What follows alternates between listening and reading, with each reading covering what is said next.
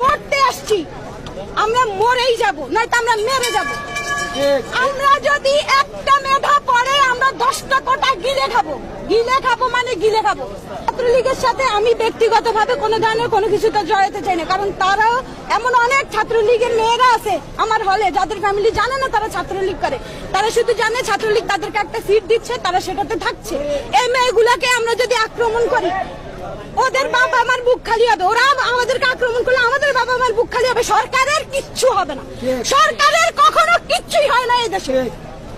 এই সরকার পতন হলে সরকার দেশ ছেড়ে চলে যাবে, এই সরকারের পতন হলে সরকার দেশ ছেড়ে চলে যায়, প্রশাসন দেশ ছেড়ে চলে যায়।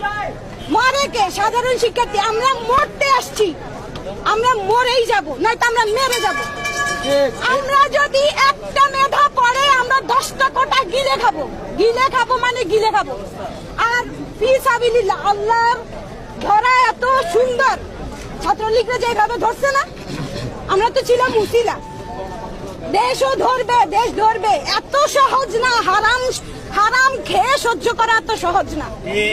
আমরা কেন মেধা থাকা সত্ত্বেও ঢাকা ইউনিভার্সিটির একটা ছেলে মেয়ে ফার্স্ট ক্লাস ফার্স্টে সে হয় বিদেশ চলে যায়। আমার ভাই সে প্রাইমারিতে চাকরি করতেছে, তার শুধুমাত্র ব্যাকগ্রাউন্ডে ছাত্রলীগ ছিল না দেখে সে হচ্ছে গিয়ে ঢাকা ইউনিভার্সিটির স্টুডেন্ট, সে এখানে হচ্ছে গিয়ে চাকরি পায় নাই। কেন?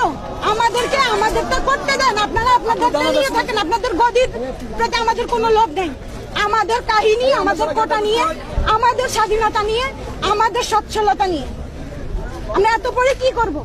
তাহলে এখন এখানে আমরা মানে ওই যে কি বলে গরু পালবো, ওনার ওখানে প্রচুর জায়গা, আমি দেখেছি একবার, প্রচুর জায়গা গরু পালবো, এখানে ধান চাষ করবো। আলহামদুলিল্লাহ চত্বরে পুরো ঢাকা ইউনিভার্সিটির পোলাপাইন থাকতে পারবে, আমরা এখানেই থাকবো, আর কিছু বলার নাই ভাই। এরপরে আপনারা যদি এগুলো ছড়ান, আমি লাইভেই বলতেছি আমার লাইফ রিস্কে, কিন্তু আমি আমার বাবাকে বলে দিয়ে আসছি যে আমি মরার জন্য প্রস্তুত, আমি মৃত্যুবরণ করার জন্য প্রস্তুত। কিন্তু